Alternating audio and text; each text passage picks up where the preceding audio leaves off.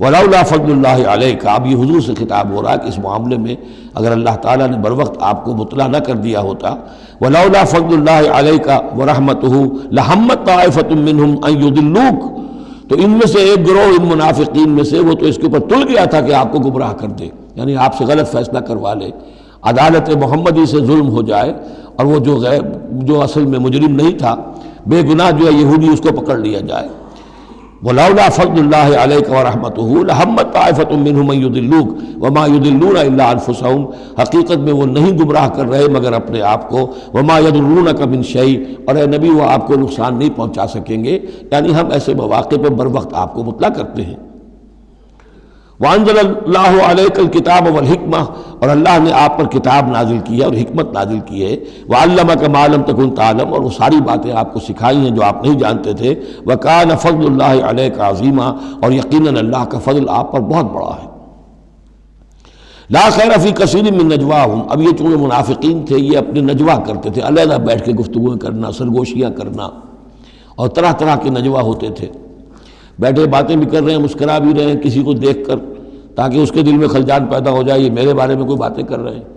اشارے بھی کر رہے ہیں، تو 100 طرح سے ہتھ کنڈے، اور یہ ہماری مجلسوں میں بھی ہوتا ہے، یہ سارے معاملات جو کہ انسانی معاشرے کے اندر جیسے ہوتے تھے آج بھی ہوتے ہیں۔ لا خیر فی کثیر من نجواہم، یہ جو نجوا کرتے ہیں، سرگوشیاں کرتے ہیں، ان میں سے اکثر میں کوئی خیر نہیں ہے۔ الا من امر بصدقۃ، ہاں ایک بات ہو سکتی ہے، خاموشی سے کسی کو علیحدگی میں لے جا کر کسی صدقے کی اس کو تلقین کی جائے کہ بھائی دیکھو تمہیں اللہ نے غنی کیا ہے، یہ محتاج ہے میں جانتا ہوں، تو علیحدگی بجائے اس کے کہ پبلک میں اس سے بات کرو، اسے علیحدہ جا کے سمجھاؤ، یہ اچھی بات ہے۔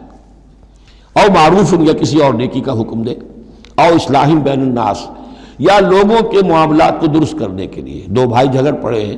تو کرنا پڑتا ہے یہ کہ ایک سے جا کر بات سنیے، پھر اس کی بات جو ہے اس کو اچھی شکل میں پیش کیجئے دوسرے بھائی کے پاس کہ آپ کو مغالطہ ہوا، انہوں نے یہ بات یوں نہیں کہی تھی، یوں کہی تھی،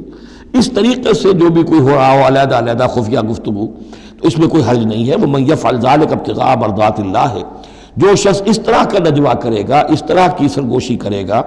اللہ تعالیٰ کی رضا جوئی کے لیے، فَسَوْفَ نُؤْتِيهِ أَجْرًا عَظِيمًا، ان کو تو ہم اللہ تعالیٰ جو ہے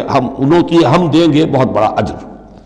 وَمَن يُشَاقِقِ الرَّسُولَ، اور جو رسول کی مخالفت پر تلا ہوا ہے، یہ نجوا کر رہا ہے مخالفت میں، سازشیں، سرگوشیاں،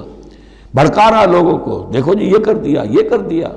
اپنے لوگوں کے لیے یہ کر دیا۔ غزوہ حنین میں ہوا، غزوہ حنین میں چونکہ بہت سے مسلمان وہ تھے مکے کے جو اسی وقت ایمان لائے تھے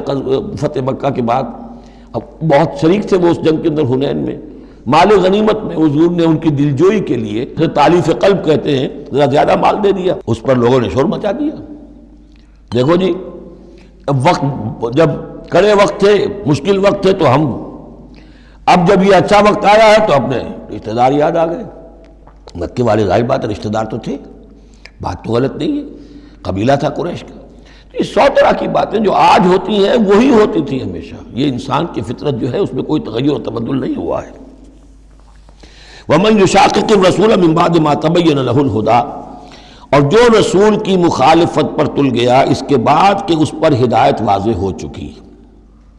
وَيَتَّبِعْ غَيْرَ سَبِيلِ الْمُؤْمِنِينَ، اور وہ اہل ایمان کے راستے کے سوا کوئی راستہ اختیار کرے، نُوَلِّهِ مَا تَوَلَّىٰ، ہم بھی اسی کی طرف اس کا رخ کر دیتے ہیں جو رخ اس نے اختیار کر لیا ہو، وَنُصْلِهِ جہنم، اور ہم اسے پہنچائیں گے جہنم میں، وَسَاءَتْ مَصِيرًا، اور وہ بہت بری جگہ ہے جانے کی اور لوٹنے کی۔ یہ آیت بڑی اہم ہے اس اعتبار سے کہ امام شافعی رحمۃ اللہ علیہ یہ کہتے ہیں کہ میں نے اجماع کا جو معاملہ ہے قرآن مجید سے تلاش کرنے کی کوشش کی اور مجھے نہیں ملا، یعنی اللہ کے اطاعت یہ تو ٹھیک ہے جو قرآن میں آیا ہے وہ قانون کا ایک سورس ہے، حضور کا فرمان، حضور کی سنت سورس ہے، اسی طرح اجتہاد وہ بھی سمجھ میں آ گیا، یہ اجماع کس شے کا نام ہے، قرآن میں کہیں ذکر نہیں آیا۔ تو کہتے ہیں کہ میں نے 300 مرتبہ پورا قرآن پڑھا شروع سے آخر تک، صرف اس ایک مسئلے کو سامنے رکھ کر کہ مجھے اجماع کے لیے کوئی دلیل قرآن سے ملے، تب اس آیت پر آ کر 301ویں مرتبہ پھر نگاہ جمی، وَيَتَّبِعْ غَيْرَ سَبِيلِ الْمُؤْمِنِينَ، یعنی گویا کہ اہل ایمان کا جو راستہ ہے جس پر اجماع ہو گیا اہل ایمان کا، یہ خود اپنی جگہ ایک بہت بڑی سند ہے، اس لیے کہ حضور نے فرمایا میری امت ضلالت پر کبھی جمع نہیں ہوگی۔ تو جن چیز پر اجماع ہو جائے وہ گویا کہ وہ خود اپنی جگہ پر وہ اس کو ایک حیثیت حاصل ہو جاتی ہے، اوتھینٹسٹی۔